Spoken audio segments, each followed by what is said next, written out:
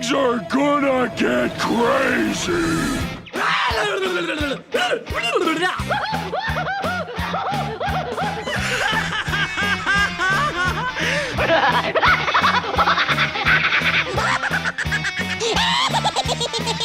Most everyone's mad here. Why, hello there, all you beautiful people, and welcome to another wonderful episode of AniMat's Crazy Cartoon Cast. And also, may I say, considering that it is officially June 20th, welcome to the summer season, and it is such a beautiful day outside, or at least where I'm from, it is such a beautiful day where the sun is shining. Most people are outside in their backyards or front yards or whatever. Everybody is having a good time, just soaking up the sun, just doing some summer activities, going in their pools, and all that kind of fun stuff that we all enjoy in the summertime. But of course, we know that there have been some crazy things happening in the world, so we are trying to make the most that we can. But for now, we are kicking the summer off with a fascinating bunch of animation news and many more. I got a whole bunch of material to work with in order to make a great episode that we are all gonna have some fun with. So, with all that said, I would like to go into the chat wall, and I want to go and ask you all, are you ready for today's episode of AniMat's Crazy Cartoon Cast? Are we all prepared to go and start this off now? Let me hear it, folks. Are you ready? Let's see now. Yep, alright, perfect. It's great to see that people are gonna go and start things off beautifully. People are all set, people are all prepared, we all got that summer energy. That is wonderful to hear. So, with all that said, it is now time that we are gonna go and get things started. And for this week in particular, I would like to start things off by mentioning that this week, actually, it's very unique and very special, especially. The fact is that in the field of animation, it has started off the week of the Annecy International Animation Film Festival, where it is going on for the second half of June, starting off at June 15th. Now, I know with the pandemic, it seems impossible to actually go and do a film festival, but things are going to go a little bit differently this year, as Annecy decided that they're going to go fully digital with this one, where everyone can enjoy the Annecy festivities at home. Well, not everyone, though, because, like, you still have to pay, and you got to be an invitee and all that kind of stuff, but they did go out and release a lot of major news, whether it be for some independent animated features or some independent projects that are going to be at the works, or maybe some mainstream stuff as well, since there have been a lot of talks regarding what's going to be coming up with the upcoming Sony Pictures animation movie Connected.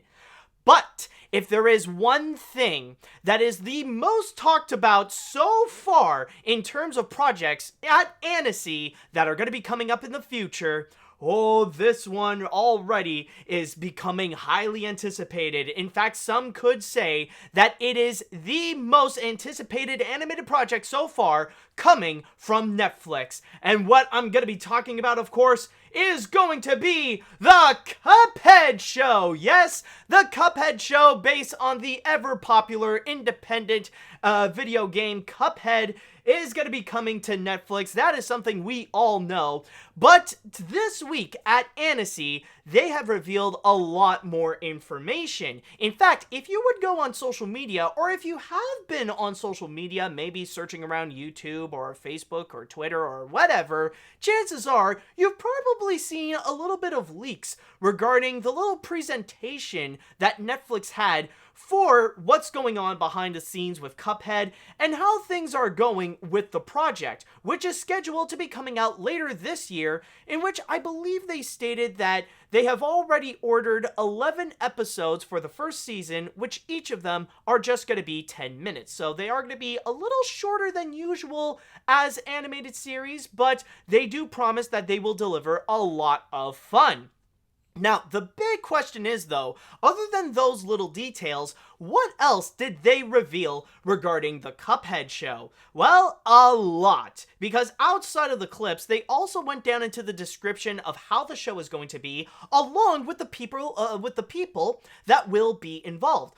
First off, we actually got the people that will be in charge of the project. First of all, we got the showrunners, which will be Dave Wasson and Cosmo Sigerson. And then we also got the head of King Features Syndicate, J.C. Kedler, and also, who couldn't forget, the creators of Cuphead, Chad and Jared Moldenhauer. And all of these people, by the way, are going to be executive producers. And during their little presentation that they have for Annecy, they really talked a lot about their journey into building Cuphead, how they wanted to be in this, a little bit of their origins. Even in this article on Animation Magazine, they did go into the description of how Dave and Cosmo got into the animation business up to the point where now they have made it to go and be the showrunners of the Cuphead show. But also, especially the fact that this is for an animation festival, they really get down to a lot about the animation. And that's probably the big thing that people remember the most about the Cuphead video games and what they are trying to do with the Cuphead show, which is making a massive homage to the 1930s golden age cartoons. So stuff like Disney, or especially the Fleischers, which debatably is the biggest influence of them all. Maybe a little bit of like Looney Tunes, and maybe a little bit of Universal as well, but mainly the big influence is with the Fleischer cartoons, with the rubber hose animations, and the tribute to all the different cartoons from that era, like Betty Boop or Popeye, and all that kind of stuff. In fact, they did describe a little bit more about the process and getting the right people for the project, and they know that this is such a highly beloved video game and a project that many animators dream to go and work on to create like some kind of classic cartoon. They did describe that their journey into making it, they know it requires specific people, but they are happy that they got the right people for it. In fact, to read you here from my source here, this is going to be from the art director, Andrea Fernandez, who previously worked on the Unikitty series and also Invader Zim, Enter the Florpus. And she even mentioned that working on the show is a dream come true for her, saying that... is it? Hopefully it's a girl, right? Well, I mean, it's Andrea, but anyway, sorry about that. Andrea states, I know that I'm very, very lucky to work on a project like this. It's so rare that the art and animation of the 1930s era is brought back to life like this. Oh, okay, so Andrea is a girl. Okay, good. I just needed to reassure myself. Sorry about that. Anyways, fortunately, we had so many people who were interested in working on the show, so we could really focus on those who had real watercolor experience. To recreate the art digitally, they would have to understand how the watercolors work and move. Ideally, I hope that audiences are going to sit back, think of the show, looks great and is hilarious, and will bring back the wonders of childhood. And on top of that, they have also described a little bit about how the show itself is going to be. How is the Cuphead show gonna roll? Is it gonna be exactly like those 1930s cartoons? Well, not necessarily, because they did describe that it is going to be more character-driven, where it really is going to be about the beloved characters that came out from the video games, especially regarding Cuphead and Mugman. In fact, to read this part here, coming from Dave Wasson, I believe, he states about the show, our show is a buddy comedy in its core. Everything comes from these characters. Cuphead is a lovable scamp who is constantly craving fun and adventure, who also happens to have a cup for a head. The catalyst for the show is Cuphead and his brother Mugman's desire for adventure and to find something more than just living in this cabin in the middle of the woods with Elder Kettle. The good thing about the pilot of the show is that it is designed to introduce the characters as we get a day in the life of Cuphead and Mugman. But that is not all, though. Another thing that they have mentioned is that even though animation is essential for this series to really get it right, to really capture that 1930s cartoon style, they also mention another element that is going to be extremely important, and that is going to be regarding the music, in which, yes, there will even be some musical numbers that will be present. And generally, the soundtrack itself will be heavily based, just like the video games, jazz themes. So there is going to be a massive jazz score that you're going to see throughout. And yes, as I said, it will also be partly a musical. In fact, the one picture here that you can see, they also have a musical number that will be for the devil, including the fact that there are some clips that are also shown all across the internet. Like some of the leaks, they did reveal a little piece of how the musical number for the devil is going to be. Now, maybe this is just for the first episode, maybe this will be like somewhere in the middle, who knows, but we know that there will be some singing involved, and we know that there will be some, there will be some songs along the way.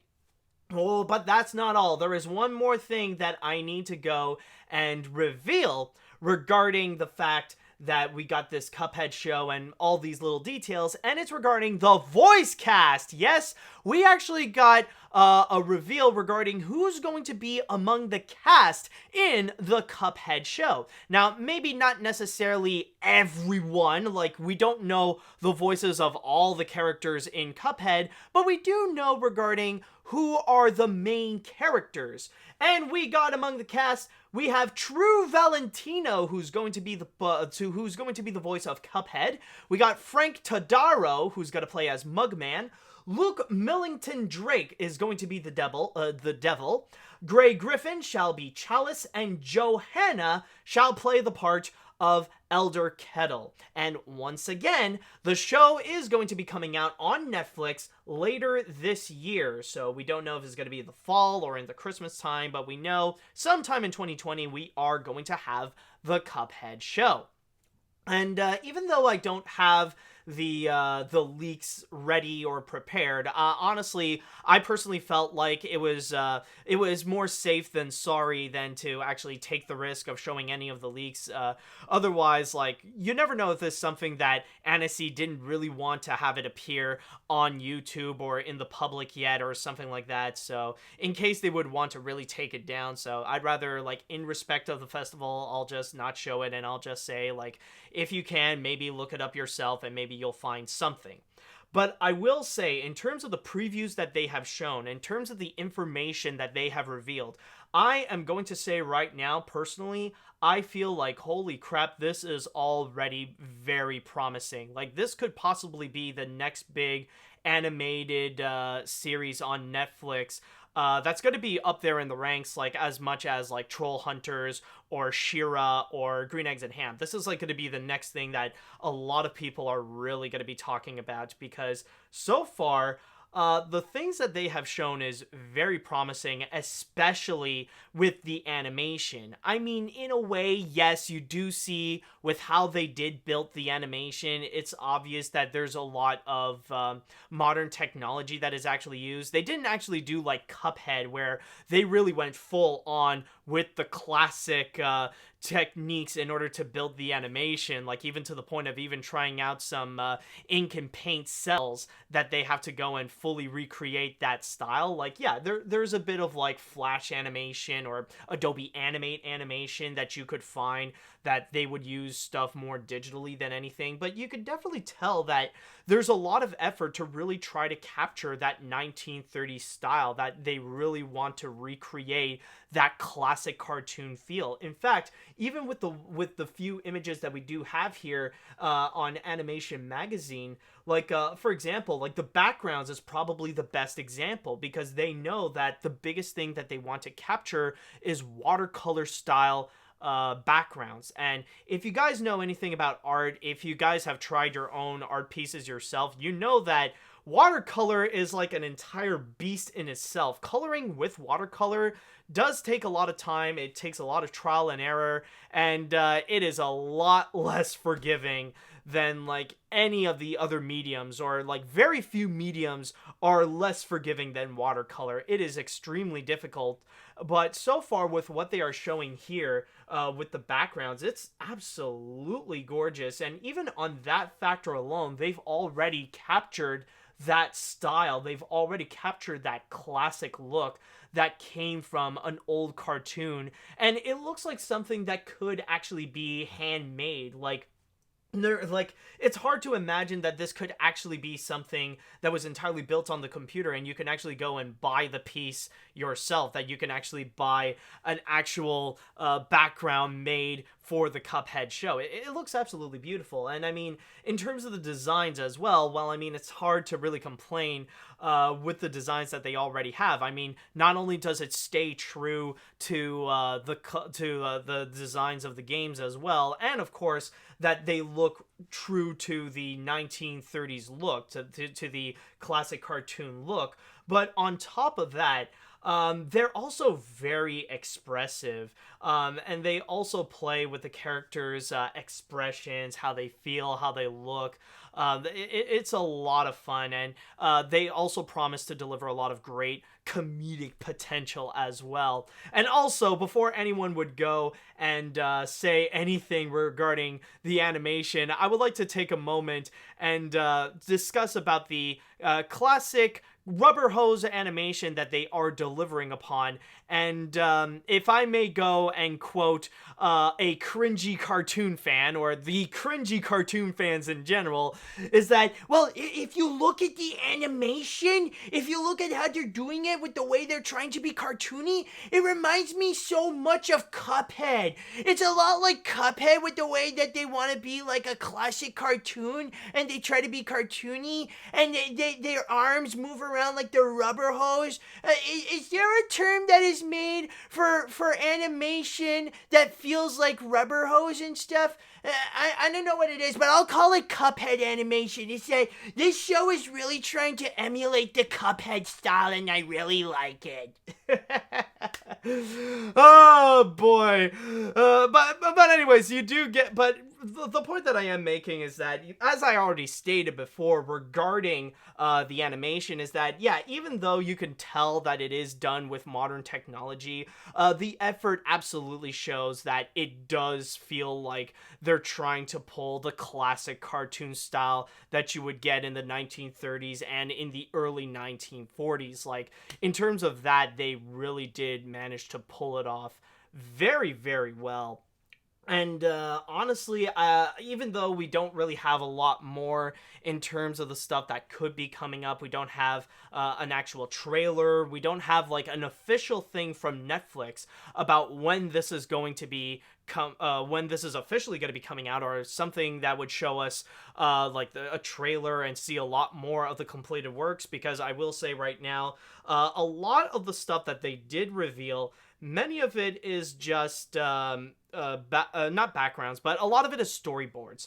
Considering that this is presented in the work in progress section of the Annecy Film Festival, then it pretty much tells us that they're probably somewhere halfway. They're not entirely complete with this, and the people at Netflix and King Features, they're going to need a bit more time in order to complete this. But I will say, I can definitely understand why a lot of people are very much hyped up about this series, because a lot of the things they do show is very, very promising, and a lot of the elements actually do sound very promising, including from what has been revealed in terms of the leaks, in terms of the little pieces of animation that we did receive, in terms of what they are offering in terms of the soundtrack and what they want to do with it, with like an all jazz band to really liven it up and to give that Cuphead feel, or to give that classic cartoon feel, to really make it, or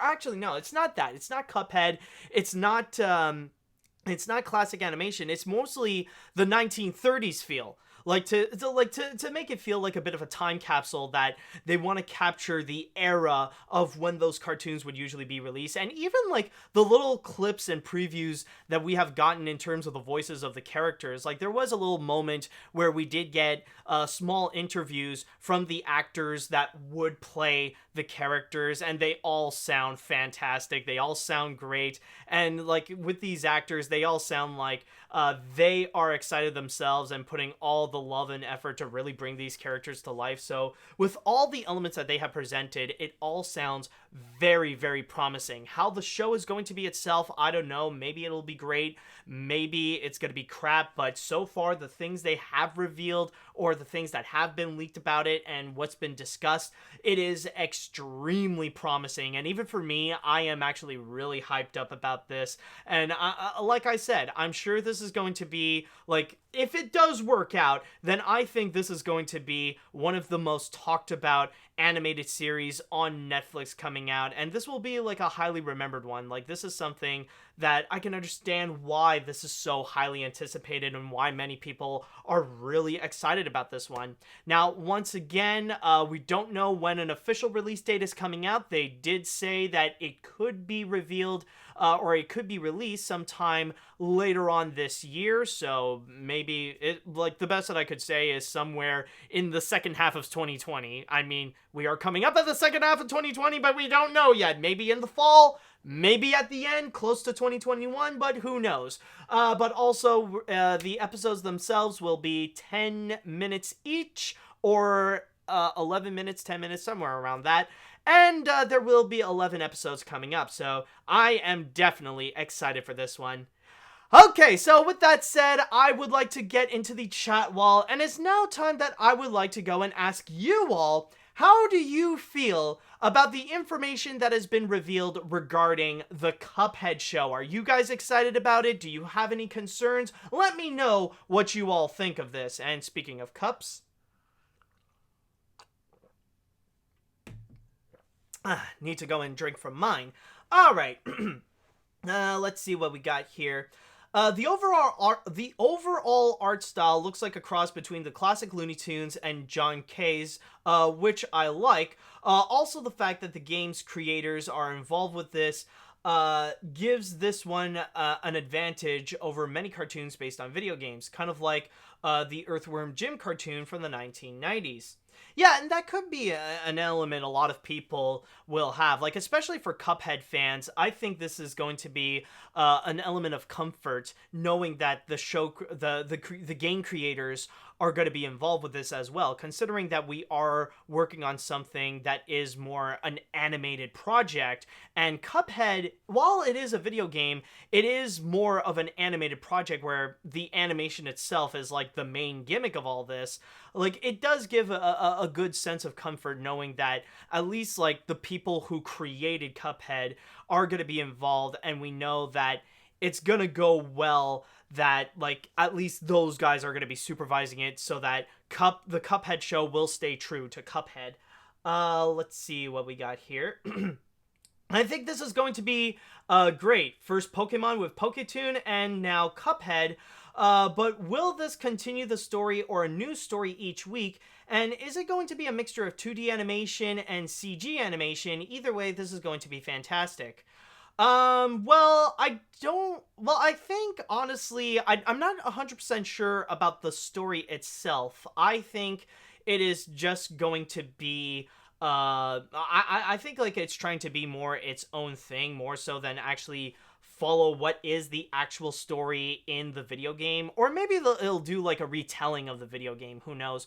But then at the same time, like with the animation though, I don't think it's going to be a mixture at all. I think they're keeping it as 2D as possible. I'd be surprised if they would somehow throw in some kind of 3D element that somehow doesn't belong. Like, if you're going to make an entire tribute to the 1930s style animation, you want to make sure you stick with like what's been done during that era, or at least replicate what's been done during that era. And computer animation, I don't think it would really work out that way. Even like, yeah, like some could say, well, technically it is using digital animation, like trying to use the Adobe Animate style animation a bit. But then again, that is still that still counts as 2D. Anyways, what else do we got here?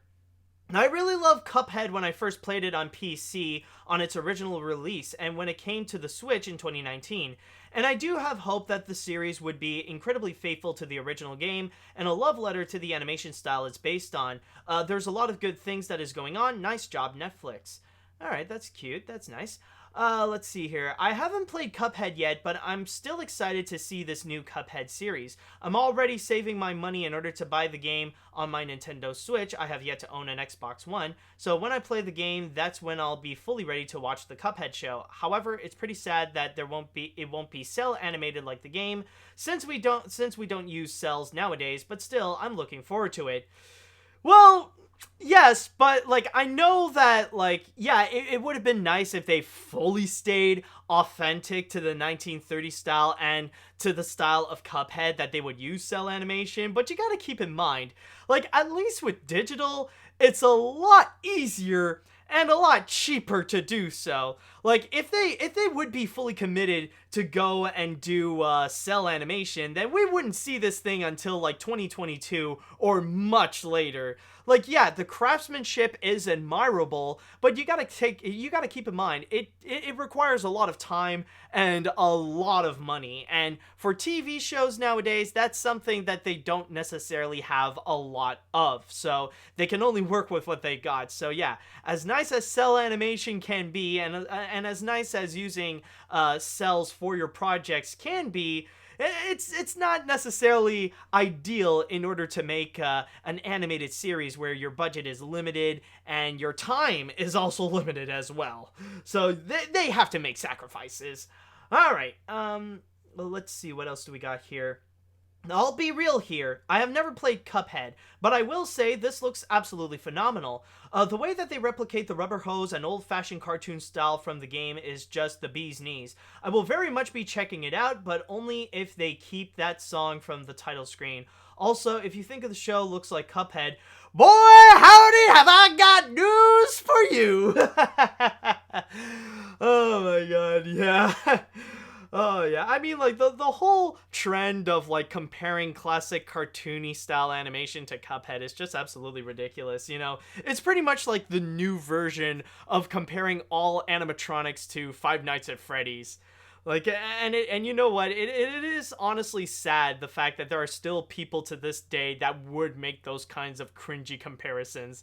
You know, that's why I call it the law of the cringe. All animatronics are inspired by Five Nights at Freddy's, and all rubber hose animation is all inspired by Cuphead. It's the law of the cringy side of the internet. Okay, so I'll go and read one more before we're gonna jump on to the next story that we have here. Let's see here. Maybe need to make sure I get a... Okay. Yes. I think this looks really interesting. The animation looks good, and I love to see that the classics are still influencing us to this day. Also, now that I have your full attention, wear a mask, people! Alright, that is a good message, but I'm just gonna say, hold on to that for a minute, because, I'll be bringing that up later. I'm just saying.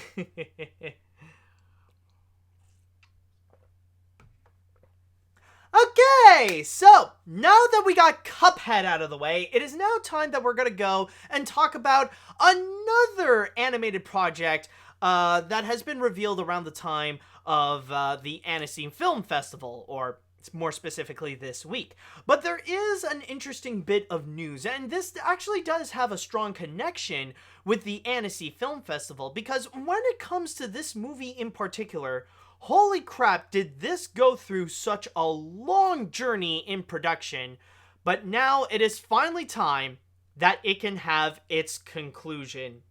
After all these years of being developed and trying to find someone so that they could be released publicly, it is now time that they can finally show the world what they got. So with that said, let us go ahead and brace ourselves for a trailer for Netflix's newly acquired animated feature that they are bringing out this summer, Animal Crackers. So let me go and set myself up here.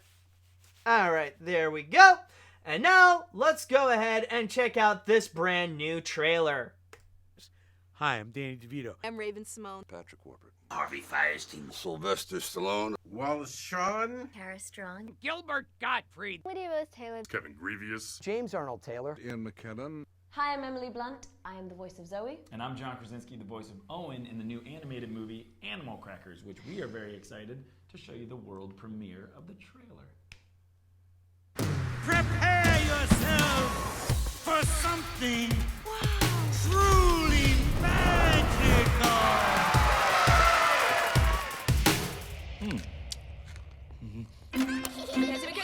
What happened to that wide-eyed kid who used to love the circus? He grew up.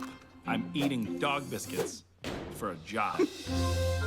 Hey, old Blue, what do you have here? That's kind of weird. Old animal crackers?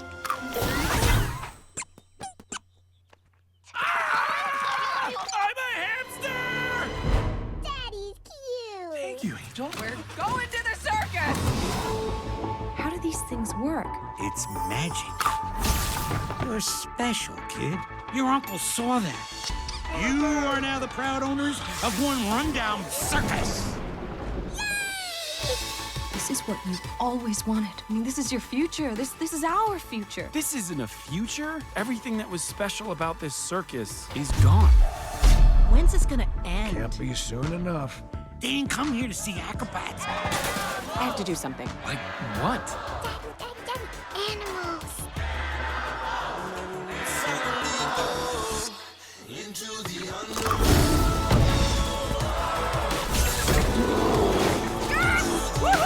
Get me those animal crackers. I will use them to rule the world. Make people happy. That was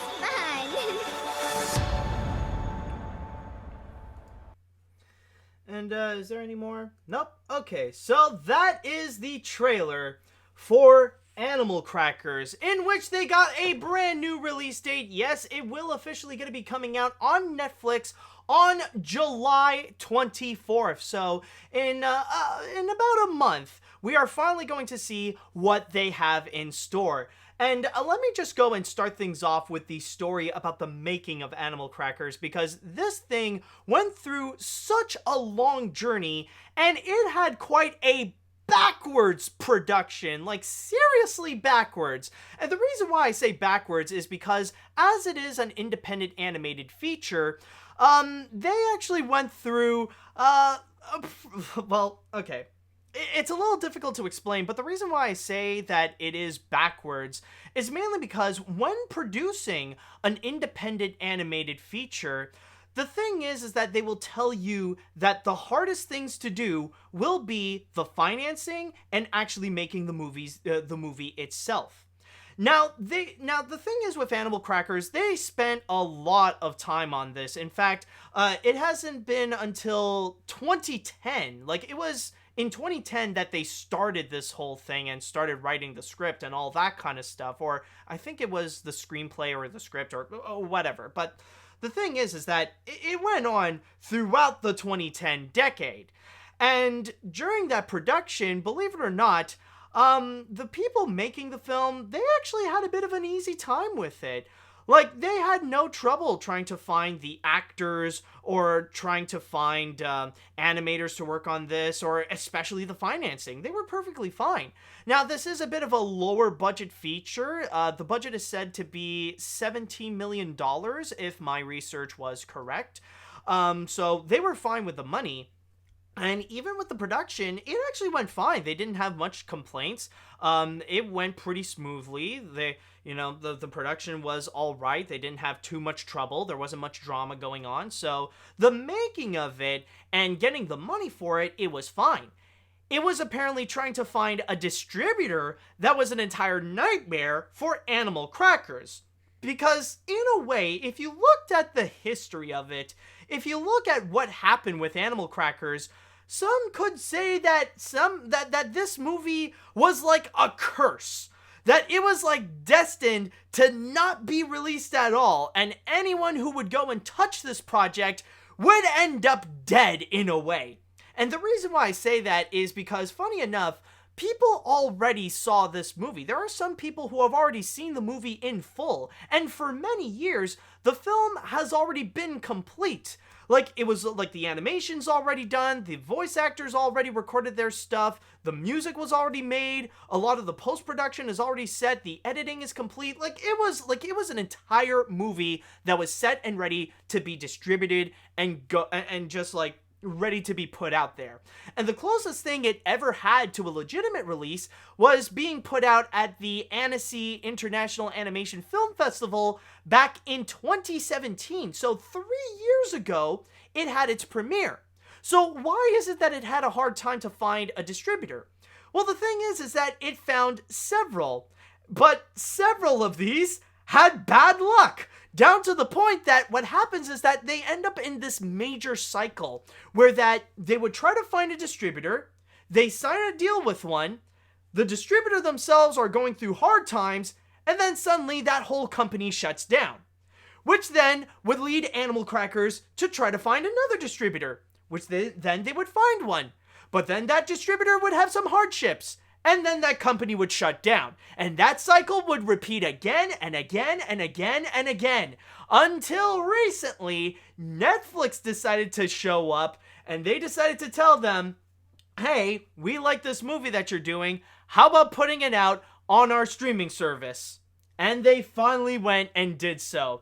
And that is exactly why I am saying that this is the most backwards thing happening in the history of this movie, because it was okay with the financing, it was okay with the production, but with the distribution, which was supposed to be the easiest part, somehow they probably spent more years trying to find a distributor than actually making the movie itself. And you know the biggest irony of them all, what makes it even more backwards, is that they finally found a distributor, they finally give it a release date, now they got everything set and ready, during a pandemic, during the time that you'd think this would be the moment where you would see a lot of companies would shut down because of the pandemic and that theaters are closed down and you cannot watch any movies on the big screen, yet somehow they managed to find a way at this time to get a distributor and to publicly show Animal Crackers. Like, honestly, looking at this history, it's kind of crazy, but for me personally, someone who has heard about this movie for many years and who had remembered seeing all the different trailers that came out years before, like, I already knew that this thing was happening, and this looked no different than how it was like back in like 2017 or when like the trailers first popped out on the internet and stuff like that. And they already had their all-star cast. Like, they already promised that they had some people like Danny DeVito, Sylvester Stallone, Patrick Warburton, and like John Krasinski and Emily Blunt and all those people. Like, they already promised, which, by the way, if I may put in a comment a little bit right now on Animal Crackers, is that that's definitely one of the most impressive elements about this, is the fact that even though this is an independent animated feature, they still manage to get a very prominent all-star cast. And not just that, but it's like a combination of like well-known celebrities, but also you got some voice actors as well, considering you also got James Arnold Taylor and Tara Strong working on it as well. But then you got the fact that you got that this film has like Emily Blunt and Danny DeVito and Ian McKellen, like some very recognizable and very respected actors. It's amazing that they actually managed to get these people. But then again, it's probably not so surprising considering that one of them is one of the directors that worked on this is actually I believe it's Tony Bancroft, and this is a veteran Disney animator who was the supervising animator for many beloved characters, including Pumbaa from The Lion King and Kronk from Emperor's New Groove. So because of Tony, like I'm not 100%. Like if I made a mistake, if it's not Tony, then maybe it's Tom. Like you could correct me if I'm wrong on that. But the funny thing is that like with his involvement, of course, like you would see a lot of actors that previously worked on Disney films come back as well. Like where you also got Gilbert Gottfried, and the fact like of course they got it's okay, so yeah, it is Tony Bancroft. So So that it's kind of funny why we would see, like, yeah, Tony Vankoff is involved, so of course they would get Patrick Warburton, of course they would get Gilbert Gottfried, and even of course they would get Danny DeVito involved. So like, you do have that little element of Disney in there. Some people are wondering, it's like, Iago's voice actor is in here too. Yeah, like, didn't you see the opening, like, with all the people that are involved? Oh yeah, and also Harvey and then of course, like, you got freaking Harvey Feinstein, of course, and well, I guess you can also count Wallace Shaw. Yeah, and that's also another major surprising one. They got freaking Sylvester Stallone. Oh, here he is. Yep, they got Gilbert Gottfried involved with this, so it'll be fascinating to see what they will have in store. So that's probably the one thing that is going to be interesting to look forward to with Animal Crackers, is going to see the all-star cast being involved with this. But if I may go and put a little bit of my opinion on this, like, this might not matter much because, well, it's just my thoughts, my opinion. So far, to be very honest with looking at the film itself, I don't think this is going to be something that will get into the ranks of, like, what we have already seen with stuff like Klaus or the Willoughbys in terms of, like, the Netflix animated projects or the Netflix animated features. I mean, like, we are talking about a $17 million computer animated feature, which a lot of it was probably already spent on the cast anyways. So, I don't know, like, the plot itself, like, I could see the potential. It does seem pretty cute. But I'm not expecting anything, like, really grandiose or really anything special. But I will say this, there is one comment that I will say, is that it really does show that they spent so much time on it, where there are a few elements where it already feels a bit outdated. And the moment where I feel that the most is probably over here. Like, just listen to this part. Acrobats. I have to do something. Like what? Animals. Okay, do you realize what is wrong with this picture right here? Do you realize the real problematic element of all this? I can guarantee you for a fact that this is probably the most unrealistic element of this movie, more so than the magical animal crackers that can turn you into the animal that you just ate. It's the fact that it's a circus and the whole audience is demanding for the animal acts. Oh, they don't want to see acrobats or anything. They want to see the animals. Yeah, like, freaking right, dude. Yeah, that ain't gonna be freaking happening. I don't think that would ever fly nowadays for a circus with animals in general. I think, like, they've already outlawed that thing, and more circuses are pretty much removing their animals from their act, where now they're adopting more the Cirque du Soleil format. So honestly, hearing this, like, hearing people cheering on, like, we want animals during a circus, it's like, yeah, dude, that ain't happening. You're never gonna see that in a real life circus. I thought I would just need to make that comment, but overall, if there is one thing I'm really happy to see, is that finally, this movie has a conclusion. This movie finally has a release date. For many years, this movie was already finished. It was already complete. It already has a lot of prominent names attached to it, both for animation fans and for audiences in general. Like, to see an animated film that features, like, Sylvester Stallone and Danny DeVito and Emily Blunt and John Krasinski, that are all, you know, that many of them already are making a prominent name of themselves in their careers right now.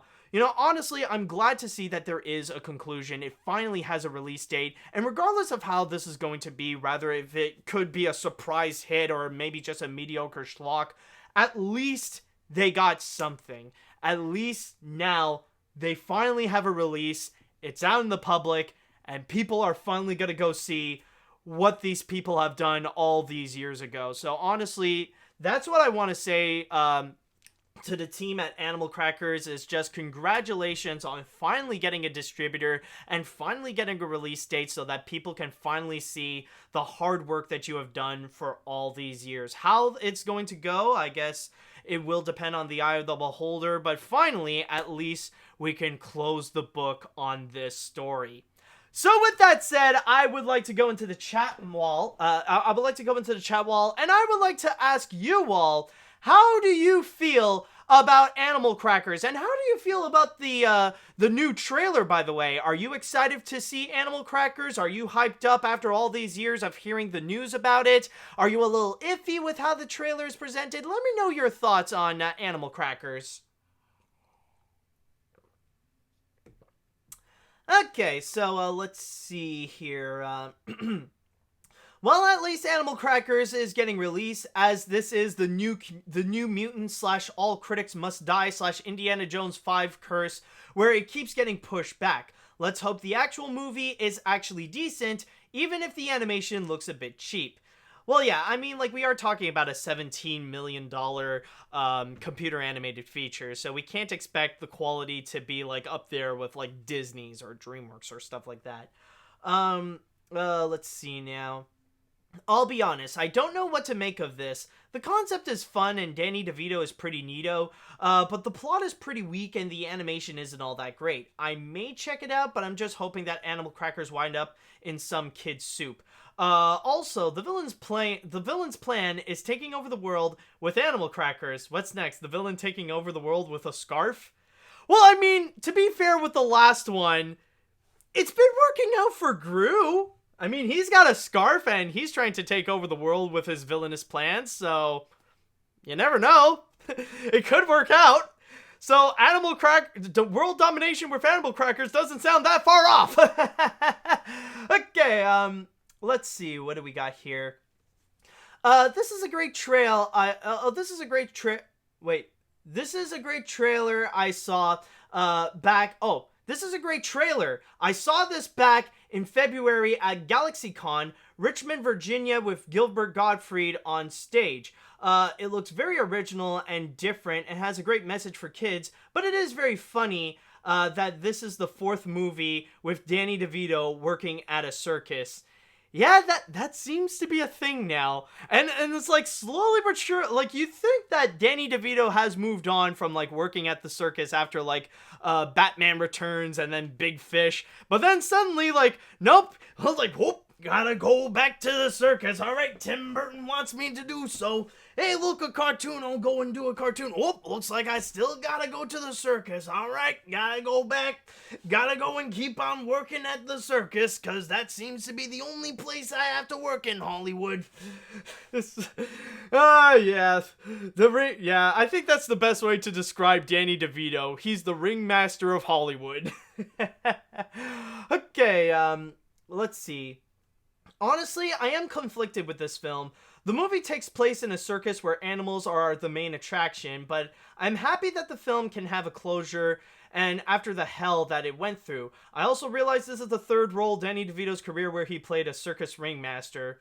Wait, hold on, is it the third? I don't know. Well, like, I know the other one is Batman Returns. Was he a ringmaster in there? Because technically that would make it 4. So I don't know. Let's see.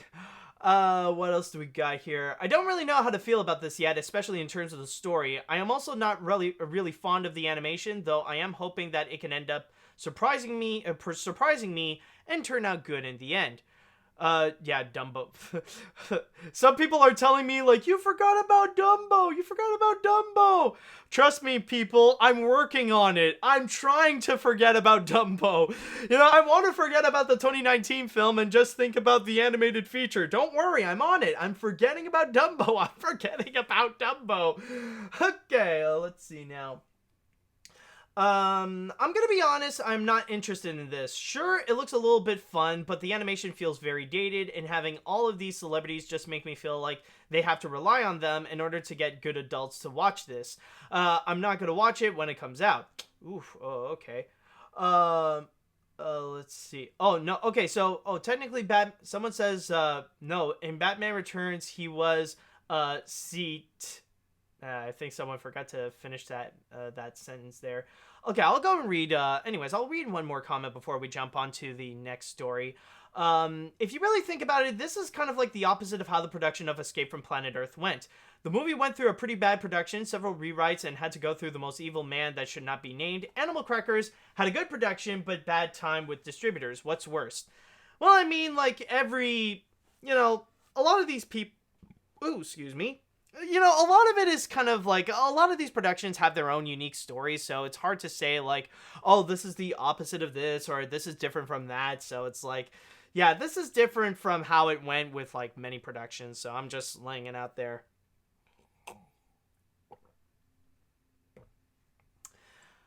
Okay, so, on to the next story that we have here.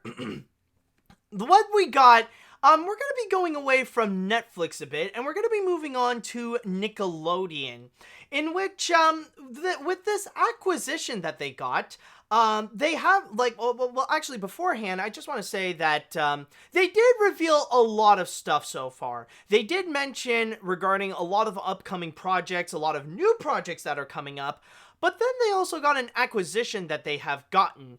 And with this one, it really does highlight an interesting direction that Nickelodeon is actually going with.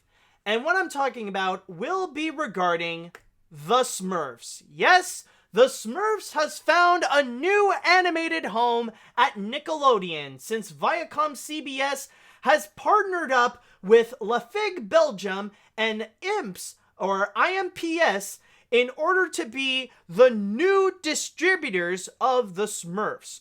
But more specifically, the main thing that they want to do is create a brand new computer animated series, which is going to be coming out in 2021 on Nickelodeon.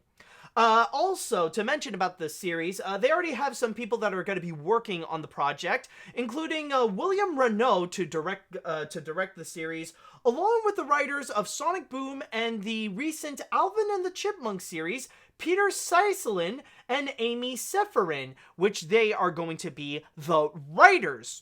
But it's not just going to be in terms of creating a new series that Viacom wants to do with the Smurfs. They also want to go and be in charge of the merchandising and the consumer products, where now they are going to go and handle that element for North America, the United Kingdom, Singapore, and Malaysia. To read to you a couple of quotes from my source here on The Hollywood Reporter. The first one will be from Layla Lewis, the Senior VP of Global Acquisition and Content Partnership at Nickelodeon, where she states, "The Smurfs have entertained generations of kids and families globally, and we are thrilled to bring these identifiable characters, their stories, and universal themes of cooperation, sharing, and caring for their community, to Nickelodeon." We also got another quote coming from the president of Viacom CBS Consumer Products, Pam Kaufman, who states, "The Smurfs is an iconic global franchise that has resonated with audiences for decades. By partnering with La Figue, we are able to join our creative forces to bringing an all-new line of consumer products across multiple categories to consumers, along with a fresh and original animated series." And I just gotta say, like, the first thing to mention is that so far with the Smurfs, we already got one image that has surfaced, which is Jokey Smurf about to give a present to Brainy Smurf, which he is clearly unsure about, like he doesn't know how to feel when opening the box.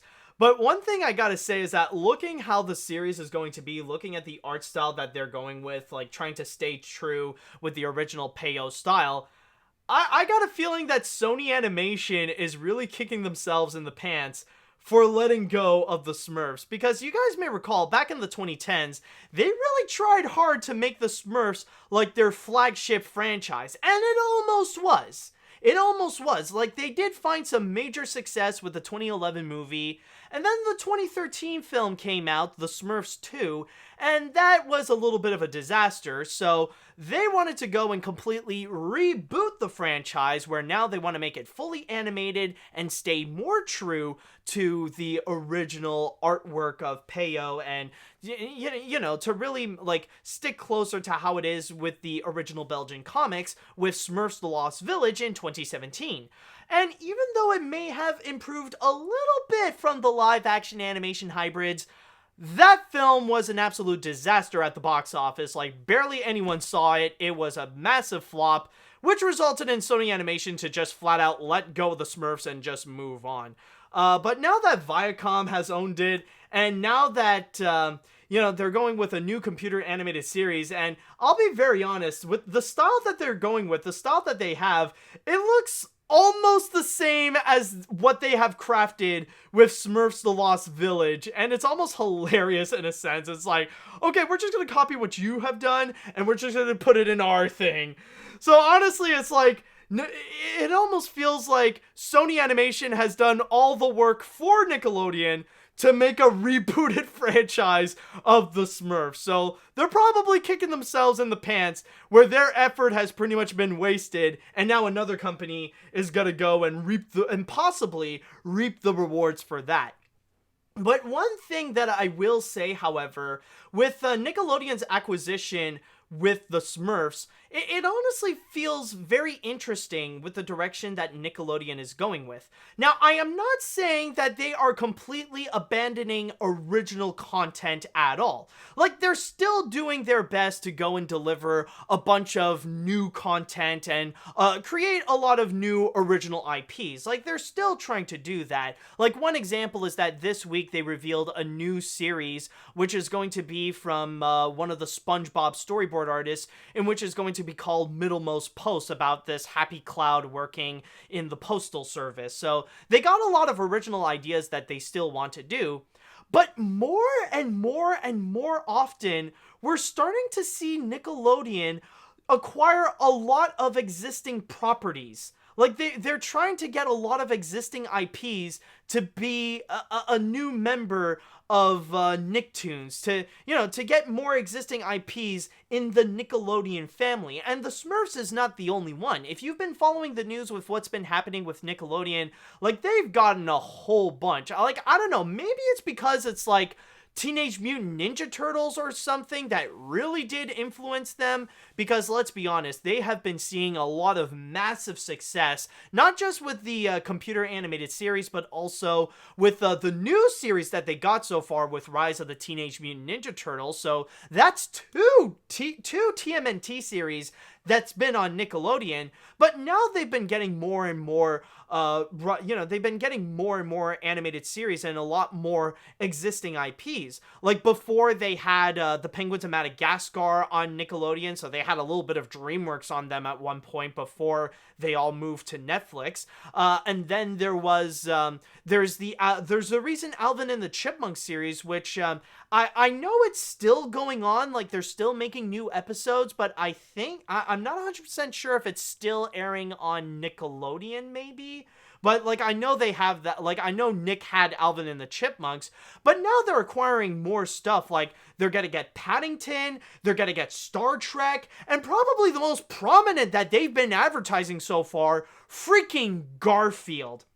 Like, that is one that Viacom CBS has, like, gotten major rights, like, not just for Nickelodeon, but they've gotten the entire rights to Garfield, or almost all the entire rights. And even though they are planning an animated series with Garfield, they did not spend any time at all to immediately include Garfield in the Nickelodeon family, like to mix Garfield with the Nicktoons. And on the internet, on social media especially, you would go and see a whole bunch of different Nickelodeon memes where they would go and include Garfield as well. Like, I remember one nightmare post that they have created where they wanted to try to mix some characters together. Like, what if you mix some classic Nicktoons characters and combine them with Garfield characters? Like, you would see combinations of, like, Odie and SpongeBob, or John Arbuckle and Angelica Pickles, or like Normal and Zim, or like the combinations with Ren from Ren and Stimpy.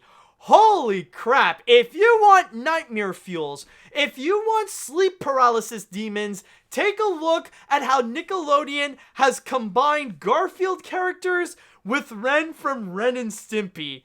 There are some combinations you just cannot do, I'm just saying. But anyways, Like, as you could probably tell, Nickelodeon seems to be more interested in gathering existing IPs for their content. Even though, technically, yes, they do have some strong IPs on their own already. Like, they got SpongeBob, they got The Loud House, and of course, like, the classic Nicktoons brand is still pretty strong, so they are still recycling materials from, like, Rocko's Modern Life, or Rugrats, or Hey Arnold, and all that kind of stuff. And even like some of the 2000s shows, they still heavily promote, like with Avatar The Last Airbender, Fairly Odd Parents, Danny Phantom, and all that kind of stuff. But it seems like more and more they're becoming more lenient on gathering existing properties. I don't know what's the new direction that Nickelodeon wants to go with this. I don't know if they have a plan. And some people are even mentioning, of course, Jimmy Neutron as well. That's also another great example. Thank you for bringing that up. But my point is that it seems very interesting that they are going with this new direction, that they want to go. They want to gather up a whole collection of existing IPs. Like, I don't know if this is really Viacom CBS's big plan in order to really build up Nickelodeon to be a lot bigger. I don't know if this is going to be the new strategy they want to go with to catch up with competition, like with Cartoon Network, and right now with Netflix, that's becoming more of a serious competitor, even though Nickelodeon is working with Netflix as well to bring in new content, like with Rocko's Modern Life and that Invader Zim movie, that like those ones have premiered on Netflix, and they are collaborating with Netflix to make exclusive shows for the streaming service, like Glitch Tech, for example. But with this, I don't know what their strategy is. I don't know why somehow Nickelodeon is in the mood, or Viacom CBS especially, they're somehow in the mood to go and farm existing properties and stuff like that. Maybe this is a strategy they want to go with in terms of trying to build their own empire, but it seems it's interesting, and it really does highlight this strange new direction that Nickelodeon is going with. I'm not 100% sure of what this means, but I'm noticing there's a bit of a change going on where existing IPs are more and more entering onto Nickelodeon. Maybe you might have an idea of what this could mean, but I'm just, like, the only thing I'm doing is just pointing it out. I don't know what this means. I don't know what the plan is with Nickelodeon, but it seems rather curious that they really are pushing more and more onto creating existing IPs than just developing their own. Like, maybe in their mentality, if they can't create the next SpongeBob, maybe they can go and buy the next SpongeBob. I don't know what the plan is, so we'll just have to go and wait and see with what they want to do. Okay, so now with that said, I would like to go into the chat wall, and I would like to ask you all, what do you think about the Smurfs coming to Nickelodeon? Are you guys excited about it? Are you curious? Maybe like you're hoping this will be better than the Sony animation films? Are you a little bit concerned about what this means for the future of Nickelodeon? Let me know what you all think about this. Okay, this is gonna be interesting. I'm a pretty modest Smurfs fan, to the point where I find Smurfs The Lost Village to be a great movie, so I'm pretty excited for this. The visuals look pretty good, especially for a TV series, and I like how they're trying to give it the laid-back feel of the Smurfs cartoons of yore. I'll likely check it out, but I gotta ask, if we can get news on this and Middlemost Post, then what's going on with that Wonder Park series? Is that just dead? Oh my god. You're actually right. I mean, that's actually a very interesting question, because I know that technically there is supposed to be this Wonder Park Nickelodeon series, and you can correct me if I'm wrong, but I believe the only place you can ever find a trailer or any form of evidence that it even exists is in the Wonder Park Blu-ray and DVD. Like, somehow they put in a trailer to say, coming soon, we're gonna have a new series. Maybe they let that go because, well, it's frickin' Wonder Park, and that animated project was a disaster in itself. So, like, I don't know, man, but, like, honestly, if we're gonna get a Smurf series instead of Wonder Park, then honestly, I am not gonna complain. I think honestly, I would be perfectly fine with that. Okay, let's see what we got here. I really am not a huge fan of the Smurfs due to not being much of a Hanna-Barbera person besides Tom and Jerry. So I am just going to stick with SpongeBob still. Plus, did you know that the Smurfs 2011 film was supposed to be made by Viacom originally? Ah, yes, that is actually true. Ironically enough, it's kind of like a reverse Sonic the Hedgehog moment, where originally it was supposed to be from, it was supposed to be a Paramount fully animated movie, but then suddenly they dropped the ball on that one, so the whole production moved to Sony Pictures with Sony Pictures Animation. So I guess in a way, like, considering that I did bring up since I did brought up Sonic the Hedgehog, you could say that's a little bit of payback from before, where Sony ranked up the rewards with the Smurfs. Now it's Paramount's time to go and rank up the success with Sonic the Hedgehog. So there is that. Anyways, what else do we have here? As someone who really likes the original cartoon, Lost Village, and considers the live-action movies a guilty pleasure, I am really interested in this new series. Something I want them to do is to get Ben Schwartz to voice a Smurf to keep the trend of him voicing blue characters going. Yeah, you know what? Honestly, just casting Ben Schwartz, like, already you're pretty much set with that. Like, honestly, I think there would be riots going on if they would actually get Ben Schwartz to appear, but only voicing Gargamel. It's like, that's not how it works, dang it! But yeah, you know, but I mean, with Ben Schwartz, he is a pretty talented actor, so honestly, you can't really go wrong if you end up getting Ben Schwartz to go and voice any of the Smurfs. Like, honestly, if I would make a decision, honestly, maybe I could imagine him go with, like, be the voice of Brainy Smurf. He would actually be a good Brainy Smurf. Like, if I would do the casting, I would go Ben Schwartz with Brainy Smurf. Maybe you might disagree, but we'll see. Let's see now. What else do we have here? Does this mean that Sony Animation has managed to touch on franchises that have been on all three of the biggest children TV networks? Think about it. Cloudy with a Chance of Meatballs on Cartoon Network, Hotel Transylvania with the Disney Channel, and now the Smurfs for Nickelodeon. But knowing that TV shows were said to be a lot worse than their film counterparts, I kind of dreaded them to think to be on Nick unless they're more like their Hanna-Barbera counterparts, maybe better. Okay, there is one thing that I need to correct you on with this, is that the thing is that Sony Animation has nothing to do with this at all. They're not associated with this, and they pretty much let go of all the rights, because now the rights to the Smurfs, it even says here that the Viacom CBS cable network has partnered with the worldwide licensors for the Smurfs, La Fig Belgium, and IMPS to bring a new series.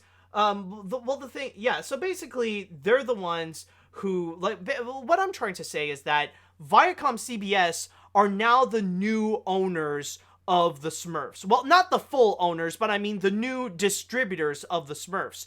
Viacom CBS is going to be the ones handling it. It's not Sony Animation at all. It's no longer considered a Sony Animation property. So technically what you're saying, it does not count. Let's see now. I'll go and read one more before we're going to jump into the next one. Let's see. I may be worried about Nickelodeon because if the show they're going to make are nothing but existing IPs, then it'll look like they might lose faith on the original properties, and I don't want that to happen. As for acquiring the Smurfs, as it is not under Sony's hands, then I would be okay. I like Sony and all, but they are terrible when making Smurfs movies. So anyways, away from them, the better it'll be, if not... Wait, wait a minute. So away from them, the better even... away from them, the better, even if I'm not a Smurf fan. Well, I mean, debatably, you could say that for a lot of properties. Like, you could say the same thing for Cloudy with a Chance of Meatballs. The better, like, the more away they are from Sony, the better. But then, well, then again, it's like for a lot of stuff as well. Oh boy, it's like anything except for Spider-Man. Anything except for Miles Morales. The more they're away from Sony Animation, the better. But in all seriousness, though, like, I guess this is going to be a thing that we will have to wait and see with how Nickelodeon will be handling the Smurfs. Maybe it will go well, maybe it won't, but I think honestly it's just a matter of time to see if Nickelodeon will at least do a better job than Sony Animation. So we'll see how it goes.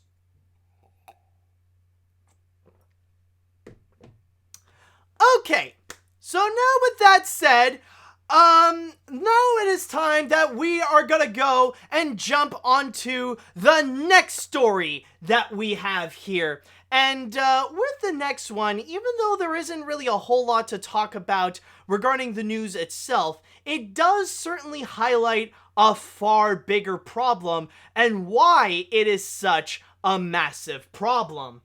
And what I'm gonna be talking about, of course, this, of course, now this seems to be a little bit of a trend where, now it feels like every episode I gotta talk about a reopening story. So now I gotta go and discuss about AMC Theatres. Yes, AMC has officially announced that they are gonna be reopening their cinemas across the US in a 4-month span time. Now, they're not gonna open all of them immediately, but they will be opening most. Oh, there it is. I knew the gas was going to be coming up, but, it was just, a long build-up. But anyways, back to what I was talking about. Now, even though, the big plan is that they are going to go and open up their more than 600 venues in a span of 4 months, they are planning that in the middle of July, they are going to go and reopen around 450 of their theaters, or 450 of their cinemas. So that's the initial plan that they want to go and do. But of course, with their reopening, they're not going to go and immediately get back to normal. There is also the factor that they still have to follow a certain guidelines as well. In fact, reading from my source here on Variety, it states, as part of that process, AMC is reducing its seating capacity in order to help people social distance. It is also implementing new cleaning procedures, placing hand sanitization stations throughout its theaters, and encouraging contactless and cash-free concessions. But this isn't the only one that's going to be doing this as well. Apparently, not long before, we also got Regal Cinemas and Cinemark also stating similar plans as well. But when it comes to AMC, actually, one more thing I would like to mention before is that when it comes to their plans, they're not going to go and immediately open. Well, I did state that they're not going to go and open all of them, but this also applies to states as well, where there are certain states that are not going to be opening in theater. They're not going to be opening their theaters in general. So it's only going to be a few selected areas or some states that are just going to go and open their cinemas. But anyways, and plus, and on top of that, there will be actually, you know what? Here, if I go down in this article on Variety, they even did put out a map of which ones are going to be reopening and which ones are still going to be remain closed. There are some states so far Washington, New York, Maine, New Jersey, both North and South Carolina, and New Mexico. They're still going to have their cinemas. They're going to be closed so far for now. And there are a few that are reopening. Some of them only accept a 20 to 49% capacity, like California, Kentucky, Michigan, Minnesota, and Nebraska. And then there are those that are kind of slowly growing more and more with their reopenings, like Texas, Florida, Montana, Nevada, Pennsylvania, Virginia, and more. So that's the big thing I want to go and emphasize, is that technically in the United States, not all the states are going to be reopening, but there will be some. But with AMC, though, I did state about regarding some of the rules that they want to go and apply. They want to do social distancing, they want to do hand sanitizations and all that stuff. But apparently there are a few things that they want to go and not fully do, not make it strict. They even mention Yep, this is the big thing. This is what many people say to be the catch. Now, it states that AMC will not mandate that all guests wear masks, although employees will be required to do so. Nor will AMC perform temperature checks on customers, though it will monitor its employees' temperatures and have them undergo screenings to check for signs of coronavirus. The situation will be different in states and cities that require residents to wear a mask where they'll be public, but the CEO and president of AMC, Adam Aaron, said that AMC was wary of wading into a public health issue that has become politicized, and he even mentioned, to read a quote from his, "We do not want to be drawn into a political controversy. We thought it might be counterproductive if we force mask wearing on those people who believe strongly that it is not necessary. We believe that the vast majority of AMC guests will be wearing masks. When I go to an AMC feature, I will certainly be wearing a mask and leading by example." So that's pretty much the big thing that they are doing. But also at the same time, actually one more thing to go and read here. AMC will also sell masks for $1 for guests who forgot to bring one. Both Cinemark and Regal are encouraging guests to wear masks, but not requiring it in states and areas where it is not mandated. But when this news broke out, when the news broke about their plan of what they want to do, holy crap, did AMC get some massive backlash, and they have received some understandable amount of hate because of the, how could you say it, the very lax rules that they have regarding masks, that they are not forcing them upon their guests, even though they do say that it is mandatory for people who are working at AMC, but not for the guests. And so with that, literally a day later, AMC decided, screw it, we're going 180, and we are going to force the guests to wear masks. And not just AMC, but also apparently Regal Cinemas have also stated that you gotta wear a mask as well.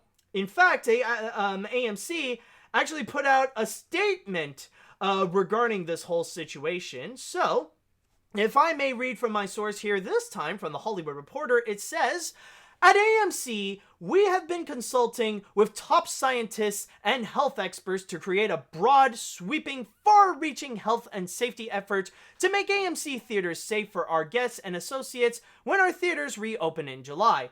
Among many elements of that comprehensive plan was a requirement for our associates all to wear masks nationwide, as well as a requirement for our guests all to wear masks in many parts of the country that will require it. In those areas of the countries where masks will not be required, we nonetheless plan to strongly encourage mask usage by guests and fully expected that the vast majority would do so. That policy on guest mask usage, which is directly comparable with our major competition and many other highly regarded retailers, was announced yesterday afternoon. This announcement prompted an intense and immediate outcry from our customers, and it is clear from the responses that we did not go far enough on the usage of masks. At AMC Theaters, we think it is absolutely crucial that we listen to our guests. Accordingly, and with the full support of our scientific advisors, we are reversing course and are changing our guest mask policy. As we reopen theaters, we now require that all AMC guests nationwide wear masks as they enter and enjoy movies at our theaters. The speed with which AMC moved to revise our mask policies is a reflection of our commitment to the safety and health of our guests. We will constantly monitor the scientific community's latest thinking as to the efficiency of mask usage. We also will be looking at the varying health conditions in specific localities around our theaters all across the country. This will help us determine what our mask policy will be as we go forward, as well as to make any other needed changes to this policy. Guests coming to our theaters may bring their own masks, of course, but for those who do not have one, masks will be available at our theater box office at a nominal $1 price. Those who are unwilling to wear a mask will not be admitted or allowed to stay. We want to take this opportunity to express our great appreciation to our many guests who took this time to communicate their views. We will continue to listen and continue to monitor the changing natures of the coronavirus, adapting and adjusting our policies accordingly.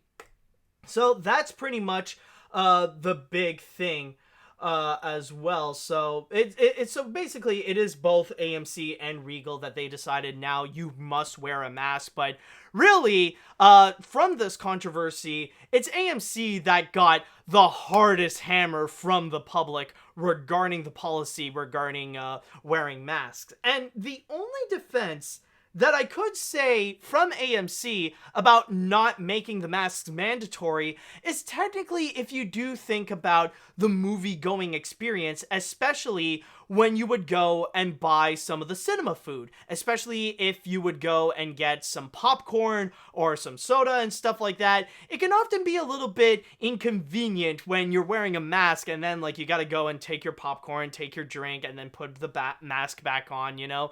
Like, essentially it's more of a hassle than it would necessarily be. And plus the fact sometimes wearing masks, it's not all that comfortable. And I say this as someone who wears glasses, that it can get annoying at times, especially with the condensation. So it can be a little bit annoying, but then again, I am someone who does believe that masks should indeed be mandatory. That yes, all people should absolutely go and wear a mask whenever they would go outside of their homes. Absolutely, they should go and do so. And it's perfectly understandable why AMC would go and receive such backlash on this. But then again, I do applaud them that they would go in reverse course and lead by example, where now you must go and wear a mask if you're going to go and watch a movie on the big screen. On top of that, along with other cinemas as well, like Regal Cinemas, doing the same thing. But the big thing that I really want to talk about, it's not necessarily what AMC has done and how quickly they change their policies. You know, there's not really a whole lot to talk about. You know, it's great that they are making masks mandatory and stuff. But honestly, with this whole situation, it highlights a major issue with the coronavirus, especially with how things are going in the United States. Because as you guys know, in the United States, it is currently the epicenter of the virus, where now more than 2 million people are confirmed to be infected in the country or have been infected. So it's obviously a serious issue, down to the point where even now there are several states that are currently at their worst moment, where, like, even though there are some countries right now, they are talking about, all right, we'll slowly reopen some things, but we got to brace ourselves about the second wave. And like, even though there are a lot of talks about the second wave, there are some states that don't, they can't even have time to worry about a second wave, because their first wave right now is getting worse and worse and worse, especially in places like California and Florida, where soon it's no longer going to be New York that will be the epicenter of the world in terms of the virus. There's going to be another state that will take that mantra from them. And the biggest reason, but I will say, actually, to correct myself, now, technically there could be several factors as to why the United States has become the epicenter of the coronavirus of the world. But probably one of, if not the biggest reason, is the factor of how they viewed the coronavirus and the policies to follow the guidelines, is the fact that it is political. That even as something as small and mundane as wearing a mask seems something to be such a political subject matter.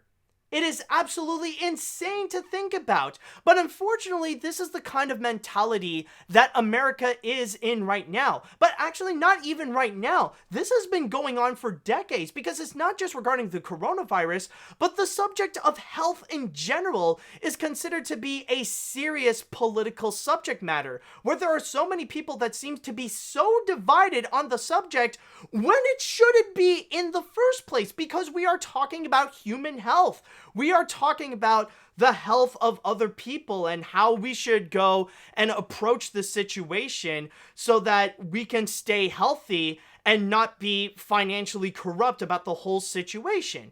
And I'm just going to go and say this right now. I'm just going to go and make this huge statement. It seems like an obvious fact, but somehow it still seems like a controversial subject matter. But I just need to say, there is no such thing as a mentally functioning human being who legitimately and unironically believes that healthcare is not a human right. Anyone can pretty much go and tell you that healthcare is indeed a human right. Because why should it be a political subject matter? Why should it be a subject of debate for someone's right to be healthy and to be freaking alive? Because I can guarantee you that 99.999999% of the outcomes when you see someone who would injure themselves or would get sick, it is unintentional. They did not plan that to happen, and it's an unfortunate mishap that they somehow find themselves in. So with that said, because that they're already in pain, that they're already suffering, why should they go and suffer them more by making them pay literally with their wallets because of like massive hospital bills over an incident or because of a sickness that they did not intend to go and catch in the first place? It's honestly a ridiculous outcome. And I know technically some could say, well, I'm just saying that because I'm Canadian and of course we have our famous free healthcare and stuff like that. But honestly, that seems like something that should be all around the world. Yet the United States seems to be so backwards in that, and yet it is still a major debate to this day. That the thing is that some people think that living and being healthy is considered a luxury for some reason. That it's a luxury that you need to pay a hefty price to keep yourself in good shape and to keep yourself alive. Somehow it's a luxury that you need to pay a lot. That only the rich can stay healthy and live longer. It's a ridiculous mentality. Why would anyone go and think that? And because of that mentality, it also would go and immediately apply to the coronavirus.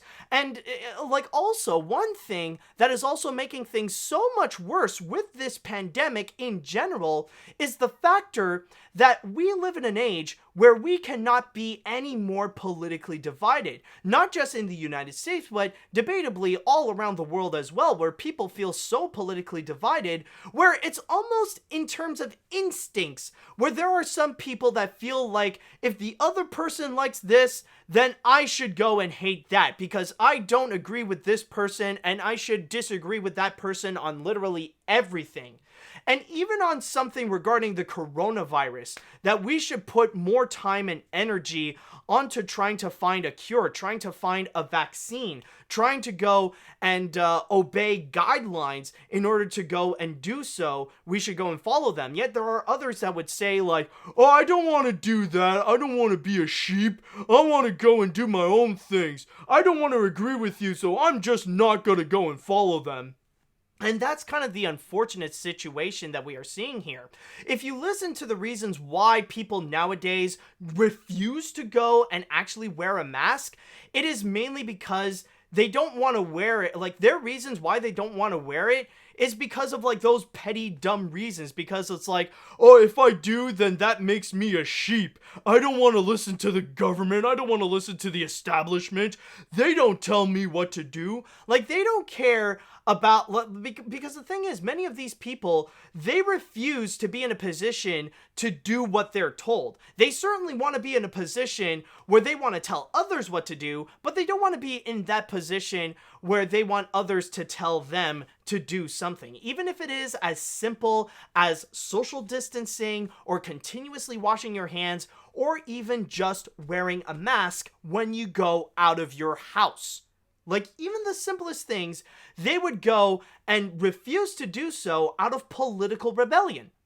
And the worst thing is, like, going back into the issue with the coronavirus, it's honestly ridiculous with that kind of mentality, and how there are so many people who get so upset when companies would tell them that if you want to come to our place, then you must wear a mask. And that's why you see a lot of people get angry over companies like Disney, who tells them that you must wear a mask if you go to Disney World or Disneyland. Or even like with AMC, that they say that if you want to watch a movie, you must go and wear a mask and stuff like that.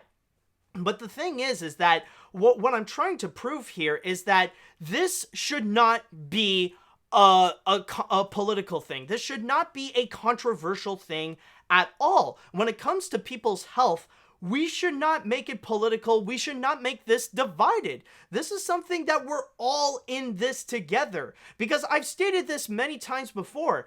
This is a virus in which it can kill people mainly due to ignorance and stubbornness.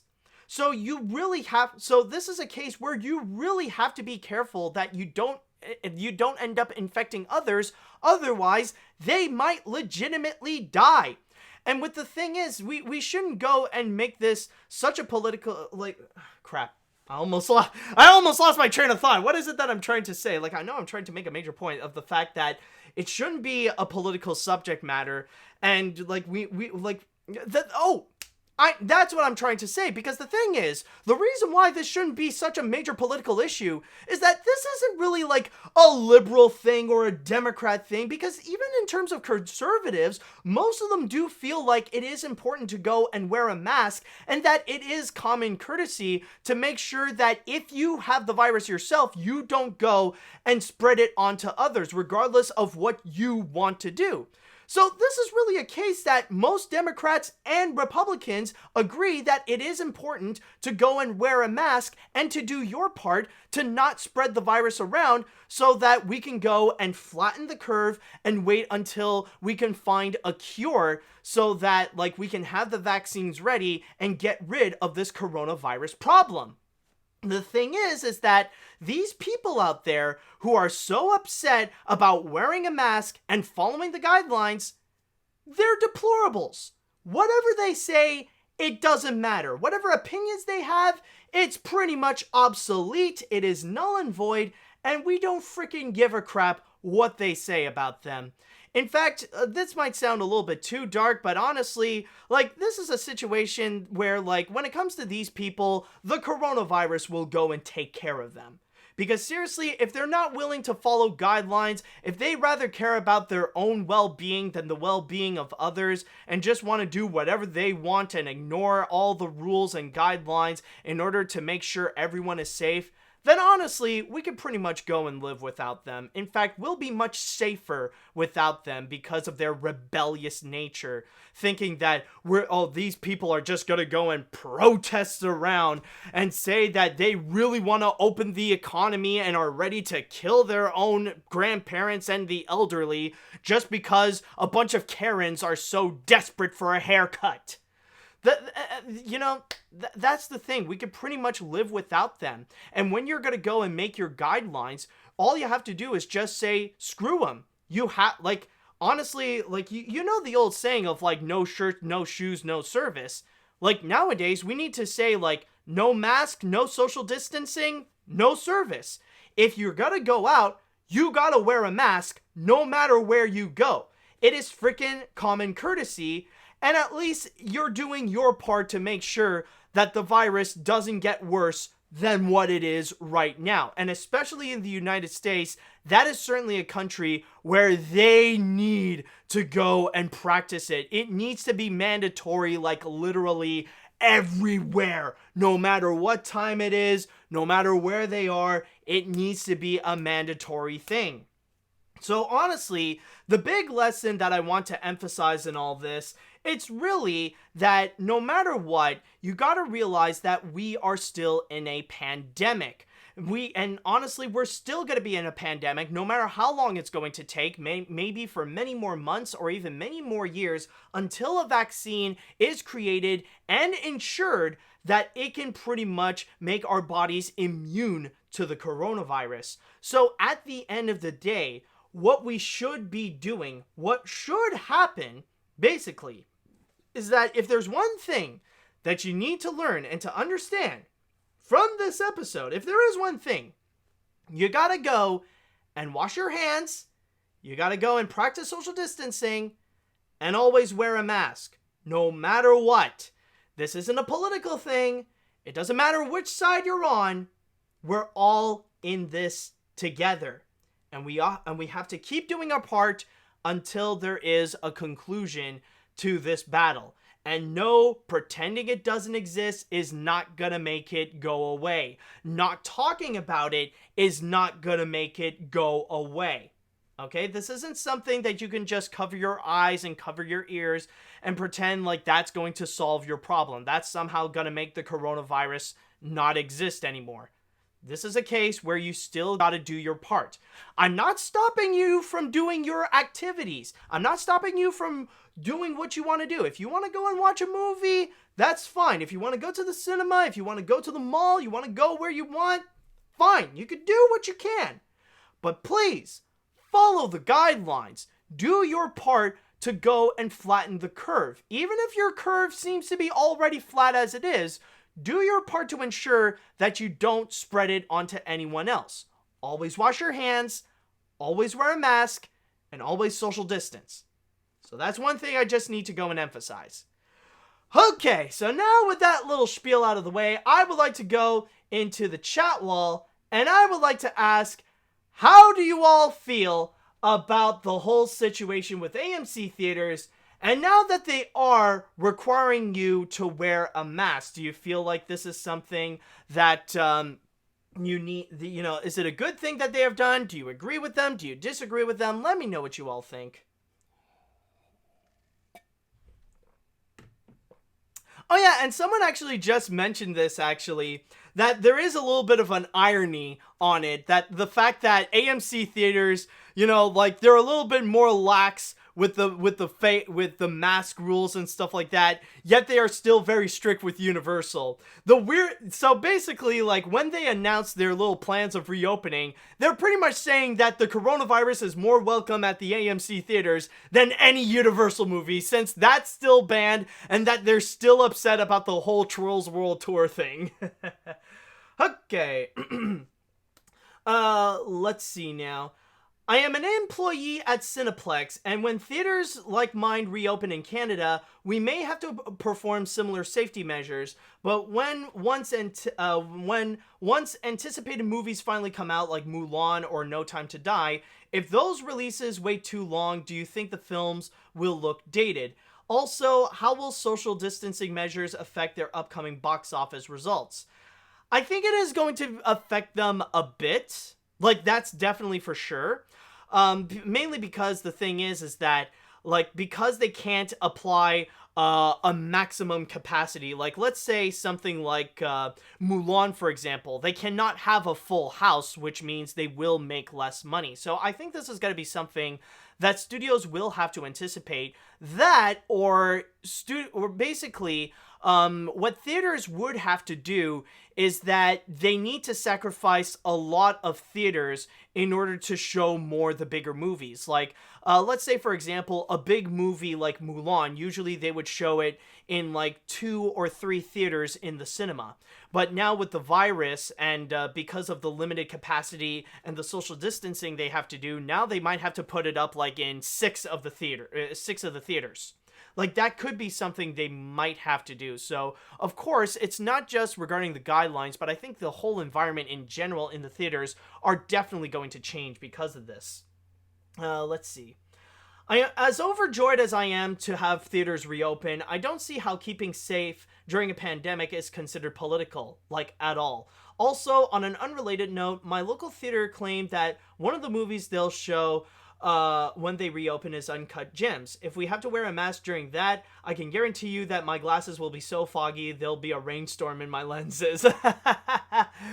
Yeah, honestly, that's honestly another question. That is actually a very fascinating question to go and ask, is regarding, like, are there going to be people who will be going to the cinema in the first place? Like, I know there are people who have their ants in their pants and, like, they are so eager to just get out of their house and to go and do something like watch a movie, since they couldn't do it throughout the whole spring. And now that we are in the summertime, that's pretty much the time when people are more anxious to actually get out of the house in order to do some activities. So honestly, like, even for me, honestly, I know that like the person stated, like, with the Cineplex, like, for me, like, I have Cineplexes near me, and even I'm not 100% sure if I would immediately go and watch a movie at the cinemas. Like, maybe I'll have to do so, like, when Mulan comes out and do a review of that, but honestly, it's just, it's not something that I'm ready to go to yet. Like, even recently, the Quebec government has announced that they're going to be reopening gyms soon. Gyms soon. It's somehow not hard to say both those words at the same time. But anyways, they're going to be opening that soon, and even that I'm still hesitant. Like, I'm kind of used to working out at home, so I'm just going to still continue at it until, like, maybe mid-June to see if maybe things are still better and I might consider going back. So that's still something I'll have to wait and see. I'm not, for me, I'm just not ready yet to go out and about, to go, like, shopping and to watch movies in the cinema and all that kind of stuff. So, like, honestly, I can wait. Let's see, what else do we got here? America isn't ready to reopen, but our incompetent government did nothing but sit on their ass for months, so businesses can't afford to hemorrhage more money. So that's why we're reopening so prematurely. Please wear a mask and F Trump and vote these effers out if you can vote. Most things should never be political. Biden at least is a promising... Biden is at least promising a public option in which is much better than we have. Most Americans aren't that stupid. It's just that they're dicks. Yeah, that's the thing. You know, that's honestly the biggest problem, is that like especially that's how it is such a big issue regarding the fact that it is political as well, is that with some people, like, it's not that they're too stupid to understand about wearing a mask. It's just that they're too stubborn. They're too, they're too much of a jerk to even care about others. They're so self-centered that they only care about themselves. And if they feel like they don't want to wear a mask, they just don't want to wear a mask, and that's it. Let's see, what else we got here? AMC's decision was a bad move, and I'm glad they changed their minds the next day. I'm excited for movie theaters to reopen so I could go back to work and watch movies. The first movie theater that will reopen here in Albuquerque and New Mexico is Century Rio 24 on July 3rd, and I will be there opening day to watch 2 movies. The theater I work at, UA Cottonwood Stadium 16, won't reopen until a week later, but I can't wait to go back to work there and also watch movies with a mask on. Well, yeah, at least you're having the safety, you're using the safety measures, so at least there is that. All right, I'm gonna go and watch one more content. I'll read one more comment before we're gonna jump into the next story. Let's see. In an interview with CNBC's Mad Money, the CEO of AMC Theatres will be dropping the boycott on Universal Entertainment movies as well. If you have not seen the interview yet, it's on CNBC's YouTube channel, and I'm 100% agreeing with you on healthcare. Ah, so they finally decided to let go. I knew it was a freaking stupid trend. I knew that thing would not last long. I mean, come on. It was just a stupid knee-jerk reaction. So at least they... Whoops, sorry about that. At least they managed to take care of that situation. Okay, so now with that said, it is now time that we are going to jump onto the grand finale.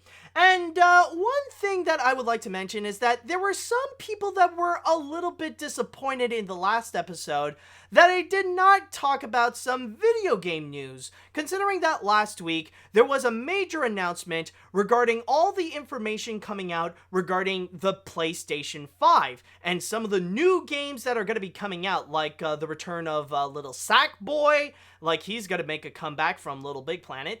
There is also a new Ratchet and Clank game coming out, but probably the most anticipated game coming out of the PS5 is another Spider-Man game, which is kind of like I guess you could say a spin-off to the acclaimed PS4 game by Insomniac, but this time starring Miles Morales. So to go and make things up for you guys, I will get back into talking about video game news if you really want to hear my thoughts on that. So what I'm going to do is that I'm going to be talking about probably the biggest video game news that occurred this week. And that is regarding the fact that Pokémon has finally announced a long-anticipated video game. People have been demanding this for a very long time, and now we'll have their opportunity to have it. So with that said, let's go ahead and check out the trailer for the new Pokemon game, literally new Pokemon Snap.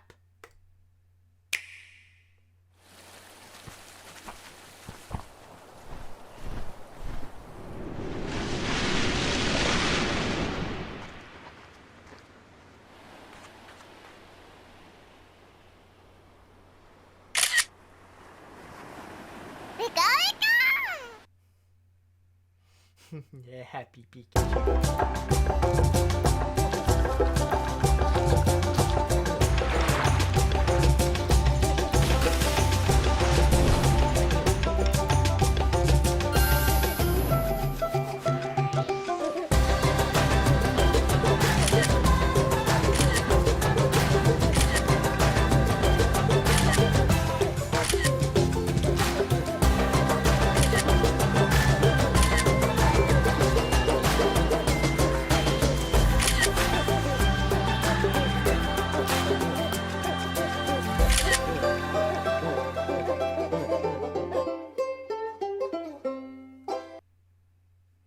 Yes, that was new Pokemon Snap, which is going to be coming out for the Nintendo Switch. Now, we don't have a confirmation regarding a release date. This is only the reveal of the game that they have announced, mainly because it was a pretty big week for Pokemon in general, since they did reveal several things. Number one being a few extra little games that they have revealed for like the mobile phone and stuff like that, and also especially the fact that on Pokemon Sword and Shield, this week was actually the release of the first expansion pack, Isle of Armor. So a lot of Switch gamers are going back to their Pokemon games and now checking out the expanded world and now catching even more Pokemon that were once unavailable for the game, and now they can go and catch them all over again and, you know, train new and stronger Pokemon and all that kind of stuff. But going back into new Pokemon Snap, with the stuff that they have shown, honestly, I might as well just say, just like most everyone else, I am freaking hyped up. Like, holy crap, this looks amazing, and I am excited for this. Now, if you guys know me, then you probably know that I am definitely a major Pokemon fan, and I love playing the games. In fact, like, I'm still playing Pokemon Sword and Shield, and yeah, definitely getting into the world of the Isle of Armor as well. But on top of that, I have played Pokemon Snap. Like, I remember when I was a kid, I often rented it at Blockbuster. I didn't actually own it, but I have played it a few times on my Nintendo 64. And I remember back when there was one Blockbuster that was close to me that did actually have that massive station where, and it's actually really cool, where you can actually get, like, bring your game, you can put it in that special machine, and you can actually get, like, real photographs of the pictures that you have taken in the game. Because if you don't know what Pokemon Snap is, it's basically you're on a little tram and you see a bunch of Pokemon around you, and the goal is to take the best pictures of those Pokemon. That's it. It's more just a photography game than anything. But because it is Pokemon themed, it is actually a lot of fun to play, and especially with the element of Pokemon, it does help expand the world in a sense where you see like the mannerisms of Pokemon, like not just like when they're battling, but like when they're just minding their own business, when they're in their respective areas. It's very fascinating. It's a lot like it's a safari expedition. And that's what, in a way, that's what it is. You're pretty much in a Pokemon-themed safari expedition.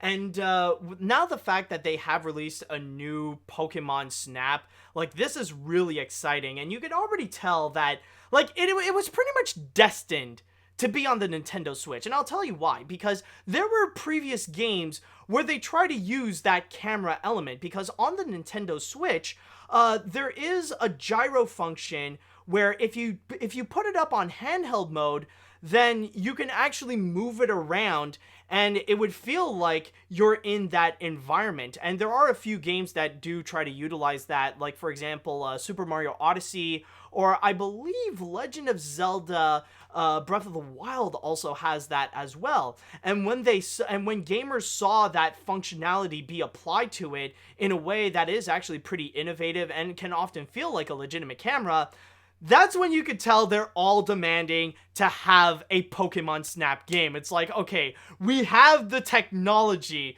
This is perfect for it. Even if you don't use that gyro function and you want to put it up on the big screen, like this is something that people really, really want to use, that they're excited to go and have that come to life. And like even using like the handheld version, it would actually feel like you are actually there. It's almost like augmented reality in a sense. But well, maybe virtual reality or augmented reality, but it would actually feel like you are taking those pictures of those Pokemon respectively. And seeing the new game, like what they have now, like especially with the enhanced graphics compared to the Nintendo 64 before, but especially with all the new Pokemon, like they're pretty much promoting, like it's not just like the main Pokemon we all know and love, like going back a little bit, where is it, like it's not just like the classic Pokemon we know, like a Dodrio or a Lapras with a Squirtle and stuff, but we also got some like the new Pokemon from the later generations, like here we got you can take a picture of a Wailord, or there's some pictures before like a Pukekyu, and then like even some of the latest ones from Sword and Shield, like here's a picture, like you got Pichu hanging out with a Score Bunny. So like there's like literally hundreds of Pokemon, and now like the options are pretty much almost limitless in terms of like which Pokemon that you can go and find, and you can take a nice little picture with them. And with the enhanced graphics, it definitely looks beautiful, and you can have some great moments where you can have like a beautiful legitimate picture where like it feels like it's more than just coming from a video game. Like already the graphics look great, it stays true to the Pokemon style, and even like it does implement some great effects. Like here's a Dodrio singing to a bunch of Torterras, where one Torterra has a Score Bunny and Pichu on him. Like here, like this Torterra, like just stomping on the ground, like you see like the dirt just rising up. Or like another example, like the Wailord. The Wailord is a great example, like just coming out from the waves. Like, yeah, they're not, like, yeah, it's not the best effects, but I mean, like, you could, like, compared to how it was before, like, this is definitely a massive upgrade, and I am totally excited for this. But there is one thing that I will say that I am so excited about for this one in particular, is the fact that, and this is even an improvement compared to Pokemon Sword and Shield, is that now we can actually get the Pokemon in their correct size, especially the fact that I am so happy they got Wailord here. In fact, I think I saw there was another picture. Yeah, hold on a sec. There's another, yeah, like there's, oh crap, it's so quick. Yeah, like there's this one picture here, like you could go and check out, there's a bunch of Wailords. Like, finally, you can actually find a Wailord, and it is true to its size, because that's probably the one complaint I do have in terms of the graphics of Pokemon Sword and Shield, is that they have definitely altered with the size of the Pokemon. And it's not real, like, yeah, they'll say, like, some Pokemon or some legendary Pokemon can be, like, 12 feet tall. But then, like, when you put them out of their Pokeball, they'll be, like, no different than the size of your character avatar. You know, it will still stay, like, at 5 feet or something like that. And especially with Wailord, which is meant to be, like, one of the biggest or possibly the biggest Pokemon of them all. Like, they're, you know, they somehow shrunk the guy. They did a massive injustice to Wailord. But now you see this, and, like, you see the pictures that you could take, and now you can actually take pictures of real Wailords that are the size of what they are promised to be. And that's what I really want. Like, somehow, it's somehow so hard to ask for a Wailord to be its true size. Like, the only way to get an actual sized Wailord in Pokemon Sword and Shield is to go and Dynamax it. No. That should be the regular size in the first place. If I want a Dynamaxed Wailord, I literally want the screen to be just blue. I want literally where the clouds are suddenly disappearing and somehow everything is overshadowed. You no longer see the sun. You just see a giant freaking Wailord the size of Galar. That's what I want. I want the screen to be just blue and just have the face of Wailord just popping out and going, "Nyeh." Is that so hard to ask? But apparently, the good news is that I can actually make my dreams come true with Pokemon Snap. I could just make a massive zoom on Wailord's face, and I'll take that as, like, this is the true Dynamax Wailord on how it should be in the games. But yes, unfortunately, they did not officially reveal when a release date is going to be happening. But what is interesting to note, though, is that next week we are getting a bunch of video game news, including another big update coming from Pokemon, on top of other news announcements, including apparently a Crash Bandicoot 4, and also like the reveal of who's going to be the ARMS character appearing in Super Smash Bros. Ultimate. So that's going to be interesting to see, but overall, I will say that with new Pokemon Snap, I'm definitely excited for this one, and I can't wait for that game to actually be released, whenever it will be. Maybe it will be next year, maybe 2022, but we'll see how it goes. Alright, so with that said, I would like to go into the chat wall, and I would like to ask you all, what do you think about new Pokemon Snap? How do you feel about the trailer? Is it a game that you are interested to go and get? Do you think you would go and actually buy it? Have you been anticipating for Pokemon Snap, or do you just not care about this in general? Let me know what you all think. Okay, so let's see what we got here. Here comes an unpopular opinion. This looks boring. You just take pictures of a Pokemon and that's it. I can get that in Jurassic Park Operation Genesis and Jurassic World Evolution, and those offer more things.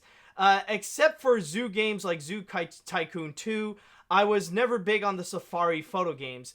If it's a Safari, I'd rather do it in real life. It might have been since I haven't played a Pokemon game since the early 2000s, not counting the Super Smash Bros. Games. Yeah, this is a game where, like, it's the kind where you kind of have to get into Pokemon to, like, understand, like, what is the appeal of the games. You know, it's more of a Pokemon fan thing. Let's see what we got here. As someone who has played Pokemon Snap, I am certainly excited for this. The graphics of this are incredibly beautiful and just make Sword and Shield look dated, most notably with the size of the Pokemon. I just hope that Oak will stop criticizing for not taking the Pokemon at the exact center of the picture. It's called art, dang it! Just let me experiment with angles.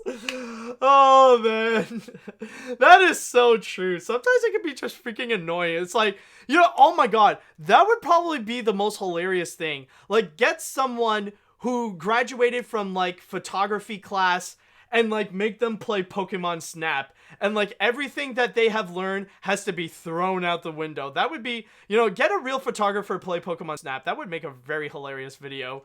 Okay. Let's see. Wow, that was amazing. Well, I have never played the original and only seen the Runaway Guys playthrough of it. I think it looks visually impressive, and it is something that is warranted. And I am loving this trend of remastering classic games for different consoles. Yeah, definitely. Let's see, what else do we got here? This is interesting.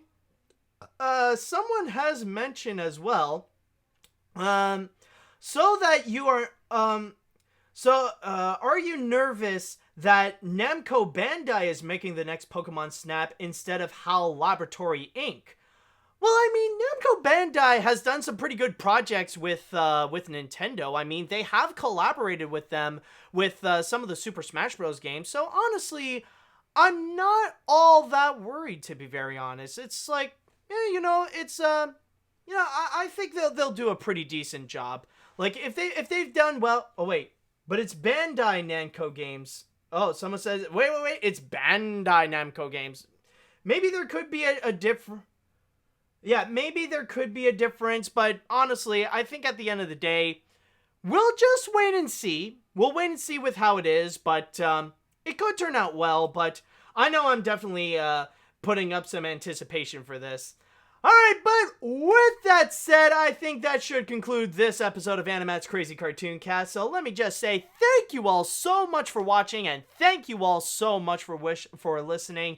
It's definitely been a lot of fun, and tune in next week for the next episode of AniMat's Crazy Cartoon Cast. And since I did mention there could be more video game news coming out, who knows, maybe I'll make it more video game centered than animation centered for the next episode, depending on how big the news on both sides will be. We'll see how it is. But I would like to conclude this by saying thank you all so much for listening, thank you all so much for watching, and until next time, see you later, dudes!